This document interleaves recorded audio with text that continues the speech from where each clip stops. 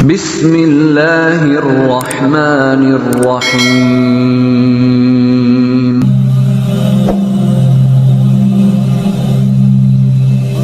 Bismillahirrahmanirrahim. Assalamualaikum warahmatullahi wabarakatuh. Syukur alhamdulillah kita bisa berjumpa lagi di channel Cahaya Al-Qud ini. Shalawat dan salam selalu dan tetap tercurahkan kepada junjungan kita Nabi besar Muhammad sallallahu alaihi wasallam.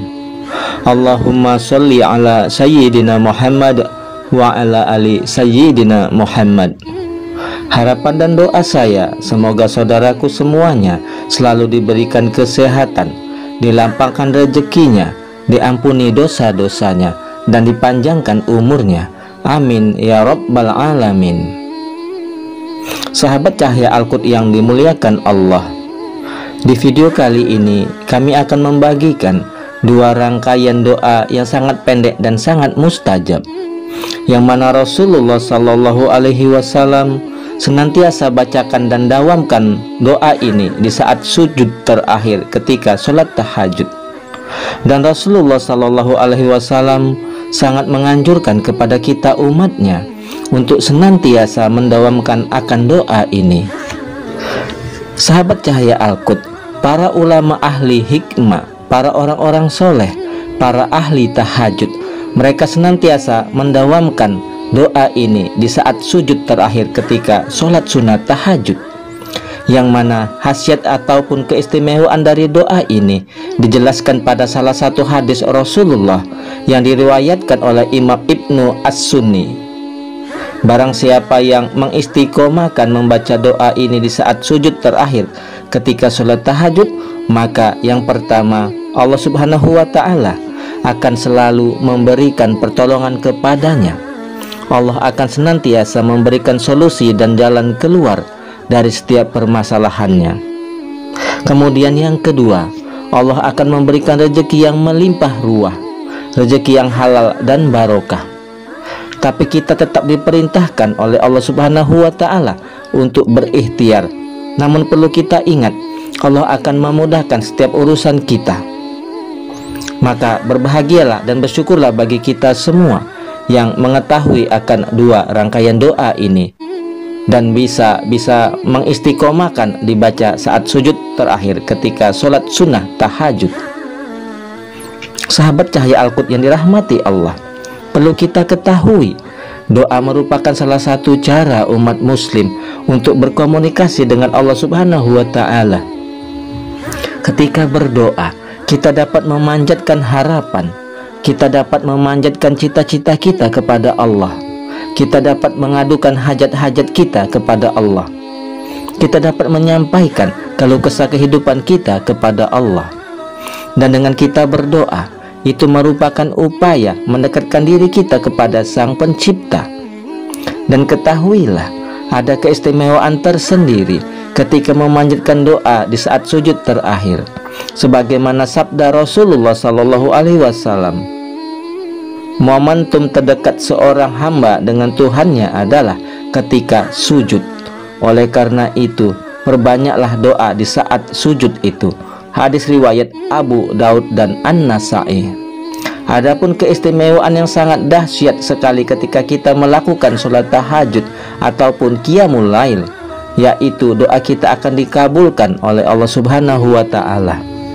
Sebagaimana sabda Rasulullah Sallallahu Alaihi Wasallam, setiap malam aku turun ke langit dunia, kata Allah, sampai tersisa sepertiga malam yang terakhir.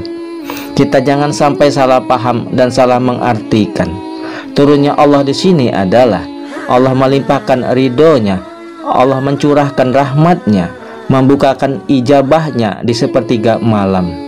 Allah berkata, adakah hambaku yang meminta, maka pasti akan kuberi. Adakah hambaku yang memohon ampunan kepadaku, maka aku akan ampuni dosa-dosanya.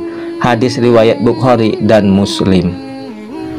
Dari hadis-hadis ini, Rasulullah Shallallahu Alaihi Wasallam memberikan bocoran kepada kita satu waktu yang sangat mustajab, waktu di mana kita berada sangat dekat dengan Allah, dalam artian rahmatnya Allah, ridhonya Allah, maghfirah dan ijabahnya Allah sangat dekat dengan kita, yaitu di saat sujud terakhir dan di waktu sepertiga malam, yaitu ketika kita melakukan sholat tahajud.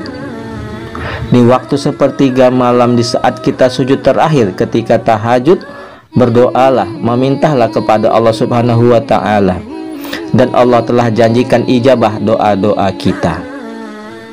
Mengenai dua rangkaian doa yang harus kita bacakan dan harus kita dawamkan ini, yang pertama terdapat pada hadis Rasulullah Shallallahu Alaihi Wasallam yang diriwayatkan dari Anas bin Malik radhiyallahu anhu, bahwasannya Rasulullah Shallallahu Alaihi Wasallam berkata pada putrinya, yaitu Sayyidah Fatimah radhiyallahu anha, apa yang menghalangimu untuk mendengarkan wasiatku atau yang kuingatkan kepadamu setiap pagi dan petang, yaitu ucapkanlah, Ya Hayyu ya Qayyum birahmatika astaghis wa aslih li sya'ni kullahu wa la takilni ila nafsi tarfata ainin abadan.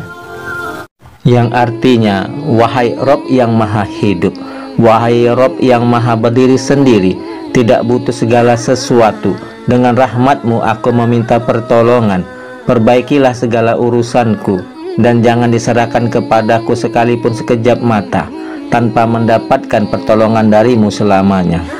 Hadis riwayat Ibnu As-Sunni. Kemudian yang kedua, lanjutkan dengan doa ini. Allahumma inni as'aluka an tarzuqani rizqan halalan wasi'an thayyiban min ghairi ta'abin wala masaqqatin wala dhairin wala nasabin innaka ala kulli syai'in qadir. Yang artinya, ya Allah, sesungguhnya aku memohon kepadamu agar melimpahkan rezeki untukku berupa rezeki yang halal, yang luas dan tanpa susah payah, tanpa memberatkan, tanpa membahayakan, dan tanpa meletihkan dalam memperolehnya. Sesungguhnya engkau berkuasa atas segala sesuatu. Sahabat cahaya Al-Qud yang dirahmati Allah, dua rangkaian doa ini adalah doa mustajab, tapi perlu kita ingat, jangan terlalu keras atau terlalu kencang ketika kita membacanya, cukup sekedar terdengar oleh diri kita sendiri. Sekali lagi, saat kita dalam posisi sujud terakhir ketika sholat tahajud, bacakan dua rangkaian doa ini. Apabila kita sanggup mengistiqomahkan dua doa ini, maka insya Allah kita akan memperoleh dua keistimewaan. Yang pertama, Allah Subhanahu wa ta'ala akan memberikan pertolongan kepada kita. Allah akan senantiasa memberikan solusi dan jalan keluar dari setiap permasalahan yang kita hadapi. Kemudian yang kedua, Allah akan memberikan rezeki yang melimpah ruah, rezeki yang halal dan barokah.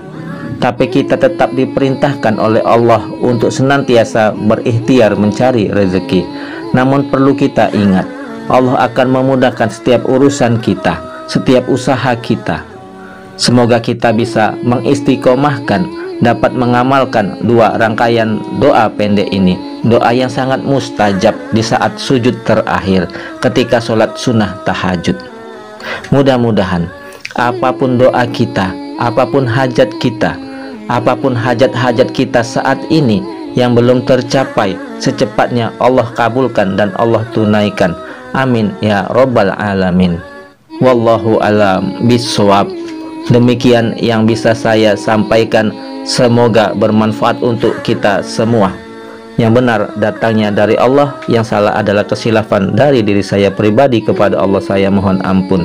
Subhanakallahumma wa bihamdika asyhadu alla ilaha illa anta astaghfiruka wa atubu ilaih. Assalamualaikum warahmatullahi wabarakatuh.